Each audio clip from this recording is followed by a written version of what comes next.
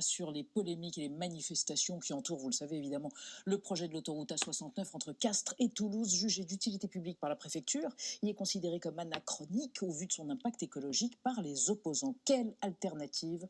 Et dans le cadre de la loi Climat 2021, dont l'objectif, rappelons-le, est zéro artificialisation des sols en France, faut-il reconsidérer les grands projets autoroutiers? On en parle après la mise au point de Sandrine Le Calvez.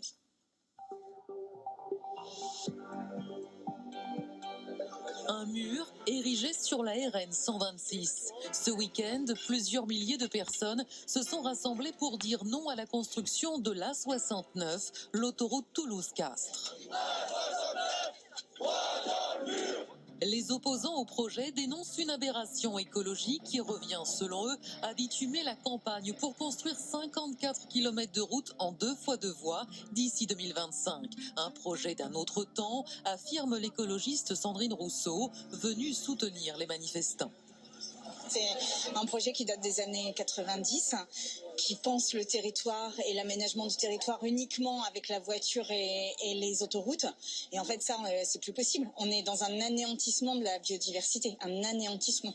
On est dans un réchauffement climatique hors de contrôle. Les partisans de l'autoroute A69, élus ou entrepreneurs, mettent en avant le gain de temps, 15 à 20 minutes de trajet en moins pour relier Castres à Toulouse, et les perspectives de développement. Installé pour que les Français aient de l'emploi, et rien ne dit d'ailleurs que ces projets soient obligatoirement opposés à l'écologie, la vraie, pas l'écologie punitive. D'autres projets autoroutiers comme l'A154 entre Dreux et Chartres ou l'A412 entre Thonon-les-Bains et Annemasse nourrissent le même débat et rencontrent la même opposition. Le projet ferroviaire du Lyon. Les enjeux climatiques, il faut miser sur le fret et sur le train. Et enfin, Olivier Babot, économiste, président de l'Institut libéral Sapiens, on peut le dire, c'est un institut libéral, bien sûr qu'on le dit. Selon vous, Olivier Babot, attention à ne pas tomber dans l'opposition systématique à tout projet. Il ne faudrait pas qu'au nom de l'écologie, on ne puisse plus développer de projets qui ont du sens dans les territoires. Voilà. Et on démarre avec le chiffre du jour. Oui, 400. Car le projet d'autoroute A69, on en a beaucoup parlé ce week-end, qui doit relier Toulouse à Castres en 2025, normalement, entraînerait l'artificialisation de 400 hectares de terres agricoles, de zones humides et de forêts, par le bitume notamment. Chiffre de la préfecture du Tarn, je précise, en France, il y a actuellement 7 projets d'autoroute. Gilles Dansart, c'est vrai que l'argument principal qu'on avance tout le temps pour stopper la construction de ces autoroutes, eh bien, c'est l'argument écologique. Ça va à l'encontre de notre environnement. Est-ce que c'est un argument imparable pour vous ? Il n'est pas imparable à partir du moment où on pourrait avoir d'autres solutions. D'abord, du point de vue des émissions carbone lors des déplacements. Et là, pour le coup, il y a des solutions alternatives. On peut parler du fer, mais même des cars aujourd'hui qui sont beaucoup plus propres, voire du vélo sur des courtes distances. Mais bon, ça c'est autre chose. Mais en tout cas, il y a des solutions. Et puis surtout, on pourrait aussi envisager des aménagements des voies existantes. Et le problème, c'est qu'on continue à être fasciné par les grands projets. D'ailleurs, qu'ils soient ferroviaires ou routiers, les élus, les milieux économiques continuent à aimer à faire émerger des grands projets, alors qu'on pourrait avoir des solutions d'aménagement à moindre coût écologique, à moindre coût économique, et pour faire fonctionner un tissu économique, effectivement, qui en a besoin. Aminata Diakhaté, est-ce que justement le problème, c'est pas forcément l'autoroute, mais ce qu'on fait rouler dessus? J'allais vous dire, on peut construire une autoroute, mais si on émet par exemple des véhicules électriques, est-ce que c'est pas une hypothèse qui, du coup, une option qui devient écologique? Alors, en vérité, ça ne suffit pas parce que faire une autoroute parallèlement à une route nationale ça demanderait. Là, vous parlez de ce projet de la 69. C'est ça, la 69 parallèlement à la. On ne s'oppose pas systématiquement, en tout cas à tous les projets, mais sur ce projet-là, il nous paraît aberrant parce qu'il y a une nationale qui fait exactement le même trajet. Il y a un TER qui gagnerait à avoir plus de trains et à circuler de manière. Il y a ces TER pour les gens. Je crois qu'il y en a 10 par jour en semaine et 5-6 le week-end, et c'est pas assez pour désenclaver. Et puis, est-ce qu'on désenclave vraiment un territoire? Est-ce qu'on permet à des habitants d'aller travailler quand il faut payer 17 € aller-retour? Ce serait le prix du péage. Ce serait le prix du péage. Donc, je suis pas certaine que ça désenclave vraiment, que ça permette aux habitants des territoires d'aller travailler plus facilement. Et puis ça participe finalement de la métropolisation des activités économiques. Est-ce que finalement, on ne devrait pas développer, revitaliser les bourgs, etc., relocaliser les services publics, les entreprises, les artisans, etc. Donc c'est une autre logique voilà, et c'est vrai que les écologistes ont tendance à penser que ce projet-là particulièrement n'est plus pertinent. Olivier Babot, c'est vrai que ça paraît un peu dépassé aussi, les autoroutes aujourd'hui, non? Parce qu'on a tellement d'autres moyens alternatifs. On se dit, faut-il construire et artificialiser des sols pour des voitures dont on ne sait pas exactement le nombre qui l'emprunteront? Je crois qu'il ne faut pas opposer les moyens de transport, ils sont complémentaires. La multimodalité et sa complémentarité, c'est vraiment la clé. Par exemple, le train n'est pas toujours la solution. Par exemple, faire rouler des trains vides, ça peut être aussi très stupide d'un point de vue écologique. Il vaut mieux avoir des routes dont on peut penser que plus ça va aller, plus on va les rendre effectivement respectueuses, plus ce qui va rouler dessus va effectivement avoir moins de rejets, et plus ça va être intéressant. Sur ce projet, alors moi je connais pas spécialement, mais si vous regardez, en tout cas, il y a 44 km en plus seulement. 53 km, 44 complètement neufs, effectivement, ou alors c'est de la rénovation. Vous avez que 100 hectares vraiment d'imperméabilisation. C'est en fait aujourd'hui la seule agglomération de plus de 100 000 habitants qui n'est pas Castres-Mazamet, n'est-ce pas, qui ne soit pas reliée soit par le TGV, soit par une route de x2 voies, avec des problèmes de développement aujourd'hui qu'on voit très, très concrètement et une attrition démographique. L'idée, c'est que ça pourrait redévelopper. Vous avez quand même 75% des gens qui y sont favorables. D'un point de vue écologique, il ne faut pas laisser dire que c'est un désastre, parce qu'il faut dire que la réalité, c'est d'abord, ça fait 20 ans qu'ils y travaillent, qu'ils en discutent, ça a été déclaré d'utilité publique en 2018, et puis il y a des compensations qui sont absolument extraordinaires. Il y a 10 hectares de bois qui vont être coupés, 25 replantés, 200 arbres coupés, 400 replantés, 200 hectares de zones humides supprimées, 20 hectares de zones humides supprimées, 55 hectares recréés. Il y a des milliers de pages qui montrent qu'aujourd'hui en France, il faut bien dire qu'on est l'un des pays les plus protecteurs du point de vue environnemental. Donc bon, après, à chaque fois, ça fait son débat et c'est normal, mais celle-ci, elle paraît quand même être relativement aujourd'hui consensuelle. Alors, c'est une autoroute. Non, mais là c'est une autoroute verte. Voilà. Autoroute verte. Parce qu'on fait pas tous les projets, c'est intéressant ce que vous nous dites. Remplacer 200 arbres adultes matures par 400 arbres jeunes arbres, etc., ça n'a pas du tout le même apport écologique. Il faudrait une cinquantaine d'arbres pour remplacer un seul arbre. C'est pas du tout, ça ne 1985 a augmenté. Et d'ailleurs, l'autorité environnementale dit que les calculs de compensation, etc., sont mal faits. Le rapport de l'autorité environnementale dit ça. Et voilà, est-ce que c'est pertinent sur celle-ci? Je ne le pense pas. On n'est pas systématiquement opposé à tous les projets. Le fret ferroviaire aussi, qui est en recul en France aussi, c'est qui est dommage et qui permet aussi de soutenir l'activité économique. En tout état de cause sur ce projet-là. Et je suis pas certaine que la population adhère tant que ça pour élargir aux autres projets. Oui, il y a des méthodologies dans les sondages, c'est censé être relativement objectif. Pour élargir au projet de route globalement, le gouvernement n'exclut pas en fait peut-être le gel des projets en cours. Écoutez Clément Beaune, le ministre des Transports. On doit évidemment revoir un certain nombre de projets routiers. Je l'ai dit, la Première ministre elle-même l'a dit quand elle a présenté un plan d'avenir pour les transports au début du mois de mars. Et donc, il est hors de question de faire comme avant. Il est clair qu'on va réduire la part des projets routiers. Il n'y en aura pas zéro, il y en aura moins. La réponse sur tous les projets routiers, ce sera d'ici le début de l'été.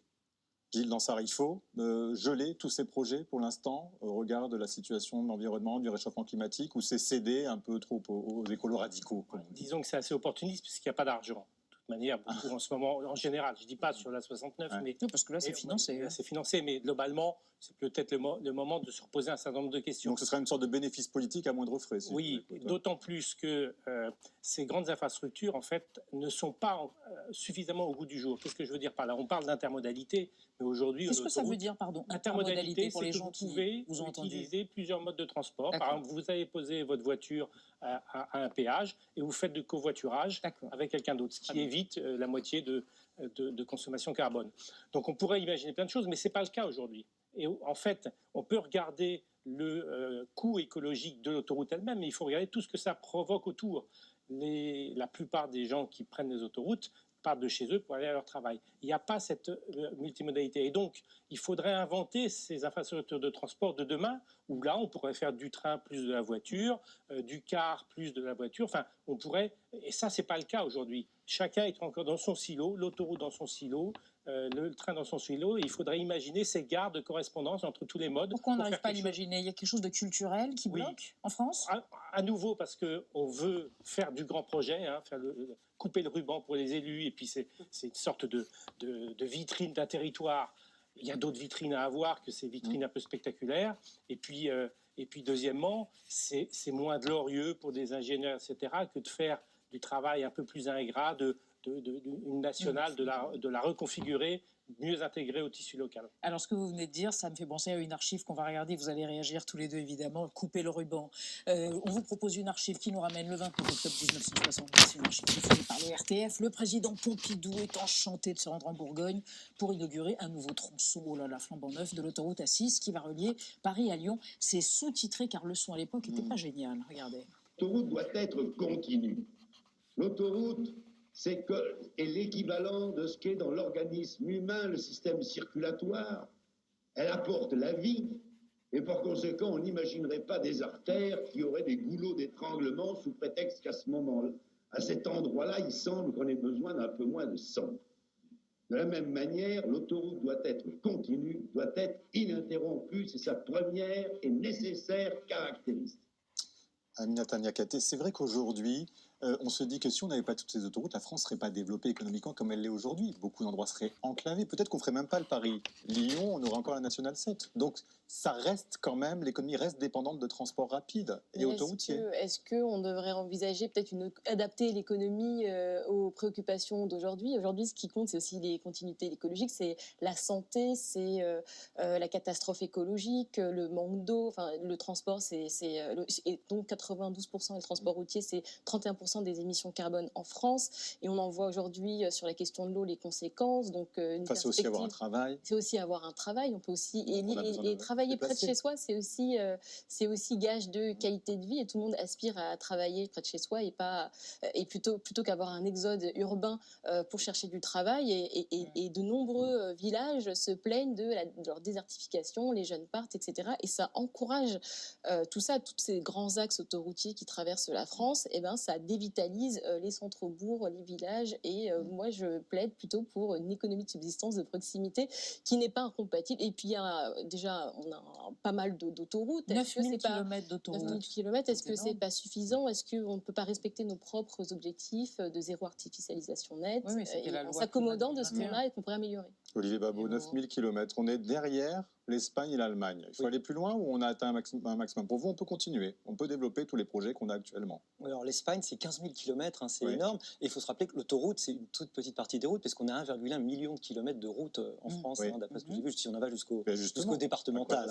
Évidemment, c'est pas le même élargissement. Je crois que la vraie question, effectivement, c'est aujourd'hui, c'est la modernisation de tout ça, c'est la complémentarité avec le train. Mais enfin, on voit que les projets de train aussi, regardez Lyon-Turin, ils peuvent aussi être bloqués. Donc on ne peut pas dire qu'on ne discute pas, on peut discuter pendant très très longtemps, et au bout d'un moment on dit c'est un vieux projet. Oui, forcément, on discute depuis un moment. C'est important d'essayer d'imaginer de quelle façon cette route va être demain vectrice, évidemment, de moins d'émissions, mais comprendre aussi que ça fait partie du développement des territoires. Et je suis tout à fait d'accord, il y a toujours un problème quand vous reliez un territoire qui est enclavé, parce qu'il y avait vous avez deux choses qui jouent dans les deux sens. L'une, c'est vous donnez de l'énergie, effectivement, vous permettez de circuler beaucoup plus facilement, et ça apporte de la vie. Et la deuxième chose, c'est qu'en fait, quelque part, vous pompez aussi cette énergie, puisque vous pouvez plus facilement aller travailler ailleurs, et donc ça peut développer ces choses terribles contre lesquelles on a beaucoup de mal à lutter, c'est le fait que vous allez travailler très loin de là où vous vivez. Mais c'est pas si simple, vous avez vraiment des territoires qui vont gagner à être reliés. On est content aujourd'hui d'avoir ce réseau d'autoroutes, probablement il est à peu près aujourd'hui à son maximum, à peu près, moyennant quelques tronçons, mais pardon, je termine juste là, mais à population équivalente, si on avait le même réseau que les Pays-Bas, il faudrait qu'on en ait 6 fois plus. Donc vous voyez qu'il y a d'autres endroits qui sont encore plus développés par rapport à nous, mais là on n'est pas... C'est très intéressant l'exemple espagnol. Ils ont plus d'autoroutes que nous, ils ont plus de voies ferroviaires à grande vitesse que nous. Parce qu'à un moment, l'Europe leur a donné plein d'argent, c'était un business, et on a construit. Résultat, il y a beaucoup de lignes qui sont ferroviaires qui sont vides, beaucoup d'autoroutes qui sont vides. Donc il y a eu aussi un business de la construction. Et donc aujourd'hui, il est quand même légitime de se poser la question de la pertinence écologique, économique, sociale de tous ces projets, et donc de revoir un peu les logiciels qui conduisent à la construction de ces infrastructures. Aminata Niakaté, les écologistes ont été plutôt dubitatifs, voire opposés à la ligne à grande vitesse, la LGV entre Bordeaux et Toulouse. C'est pas le sentiment qu'il y a quelque chose de paradoxal. S'opposer à l'autoroute, oui, mais alors et au train. Sur chaque projet, on se pose la question de est-ce qu'il y a une alternative plus vertueuse, est-ce que c'est utile, est-ce que je pense. Alors après, voilà, l'idée c'était est-ce que le gain de temps nécessite tous ces investissements, tout ce que ça coûte, parce qu'à chaque fois qu'on construit, c'est de l'énergie, c'est de l'argent, c'est des émissions de CO2, et effectivement il y a des oppositions projet par projet, pas systématiques, parce que un projet est plus pertinent que d'autres, parce que les alternatives sont plus ouvertes que d'autres. Tout le monde n'est pas d'accord au sein des écologistes. Certains défendent certains projets. Par exemple, le Lyon-Turin, il y a des écologistes qui sont pour des écologistes qui sont contre, etc. Donc, mais s'il n'y a pas de ferroviaire, s'il n'y a pas l'avion et qu'on ne peut pas faire d'autoroute... On a plutôt tendance à défendre le ferroviaire, le développement du train. Sauf le LGV, Lyon-Turin, donc, plutôt. En plus, c'est des marchandises, le Lyon-Turin essentiellement. Donc là, c'est quand même vertueux parce que ça évite de mettre des camions dans les tunnels, sur les cols, la vallée de Chamonix, etc. Donc là, il y a quand même un bénéfice écologique qui est assez évident. Nadia, on va évoquer avec vous alors la contestation des nouveaux projets autoroutiers et parallèlement une réflexion en cours sur l'avenir de ce qui existe déjà, autoroute ou même périphérique. C'est l'occasion d'en parler puisque demain, il y a un anniversaire. 50e anniversaire. Tous les Parisiens vont connaître. Périphérique parisien. Exactement, il est aujourd'hui, ce périph' parisien donc est aujourd'hui la voie urbaine la plus empruntée d'Europe, cinquantenaire demain, donc elle s'apprête à connaître une petite révolution. C'est le projet qui est pensé et porté par la ville de Paris, un projet qui consiste à pérenniser ce qui va se mettre en place le temps des Jeux Olympiques de Paris 2024. Concrètement, juste après ces Jeux, les files de gauche, une dans chaque sens, vont être réservées au transport en commun, au covoiturage et au taxi dans un horizon fixé à 2030. Je précise qu'aujourd'hui, le périph' comporte pour l'essentiel de ces 35 km 4 voies dans les deux sens, que 82% des automobilistes qui circulent sont seuls à bord, tout seuls dans leur voiture, que le niveau de particules fines est 2 à 5 fois supérieur à la normale. L'idée de ce projet, sans doute, c'est d'abaisser le niveau de pollution, d'encourager également les comportements vertueux, puisque le covoiturage, ça commence à partir de 2 personnes, et qu'une personne qui se déplace en bus rejette 2 fois moins de CO2 qu'en voiture pour le même trajet. Dans ce projet, il est aussi question de planter il y a des images d'ailleurs, 70 000 arbres et de créer 10 hectares d'espace vert. On vient de l'apprendre, la vitesse maximale pourrait également être abaissée de 70 km/h à 50 km/h. C'est encore un peu flou pour l'instant, parce que les modalités vont être précisées juste après la consultation citoyenne qui a été lancée sur Internet auprès de Parisiens, mais pas que, tout le monde peut voter. Consultation qui a déjà recueilli 80%, peut-être même 90% d'avis défavorables. Olivier Babot, je ne vais pas vous demander si vous avez voté sur ce site. Mais si, c'est favorable. Oui. Je n'ai pas pensé y aller encore, mais pourquoi pas. En tout cas, on peut le faire. Mais est-ce que c'est pas ça l'avenir, effectivement? Reconfigurer des axes déjà existants, végétalisés, réserver certains axes, c'est pas très populaire. Mais... Non, c'est tout à fait possible. D'ailleurs, par exemple, la voie pour le covoiturage, ça existe dans bien plein de pays. À Los Angeles, par exemple, vous avez ça fonctionne relativement bien. Ça permet effectivement de l'encouragement. Le problème du périphérique, c'est que dès sa création, en fait, il a été totalement embolisé. En fait, c'est-à-dire qu'il a créé, comme très souvent, il a créé du trafic. Vous parlez de Georges Pompidou, embolisé. Oui, un petit peu. C'est vrai, mais ça crée du trafic. Et quand on demande aux gens de prendre une alternative, le problème aussi, c'est qu'on n'a peut-être pas les investissements dans le ferroviaire, dans les RER, dans l'investissement qui permettrait d'avoir vraiment, pour les gens qui l'utilisent, qui malheureusement sont souvent pas des Parisiens, qui vont de l'extérieur, qui essayent d'aller de banlieue à banlieue, et pour qui c'est objectivement compliqué. Donc il faut permettre à ces gens de se déplacer. C'est pas uniquement d'une banlieue à une autre, et donc ils passent par. Et sur ce périph', c'est quand même une spécificité. Certes, il y a plein de pays au monde où les voies réservées fonctionnent bien, mais là, imaginez juste que quand vous rentrez sur le périph', vous devez aller sur la voie de gauche, donc ce qu'on appelle en cisaille, alors que le périph' est souvent embouteillé. Donc là, il y a quand même des problèmes à régler par rapport à certaines heures, par ailleurs. C'est pas toute la journée. C'est pas simple. Le diable est dans les détails, donc c'est pas simple à faire dans le concret. Aminata Niakaté, est-ce que justement, on n'est pas en train d'opposer trop voiture, est-ce qu'à un moment donné, il ne faut pas essayer de concilier tout ça? Parce que les gens qui sont en région, la voiture reste un élément de mobilité très important. Nous, Parisiens, on ne s'en rend pas forcément compte au quotidien. Après, ce n'est pas un procès d'intention fait à la voiture. Sur le territoire parisien, puisqu'on parle du périphérique, 50% de l'espace public est réservé à la voiture, aux voies de circulation dédiées à la voiture. J'exclus les passages piétons, les pistes cyclables, etc. Donc, c'est beaucoup. Quand on connaît le prix du mètre carré à Paris, c'est quand même beaucoup d'espace. Et nous, on prône plutôt une intermodalité et de mixité, en tout cas, des moyens de... Sont dans ces lieux bannis, comme veut dire malheureusement le mot banlieue, il faut s'en souvenir. Absolument. Merci à tous les trois d'avoir exploré notre question du jour.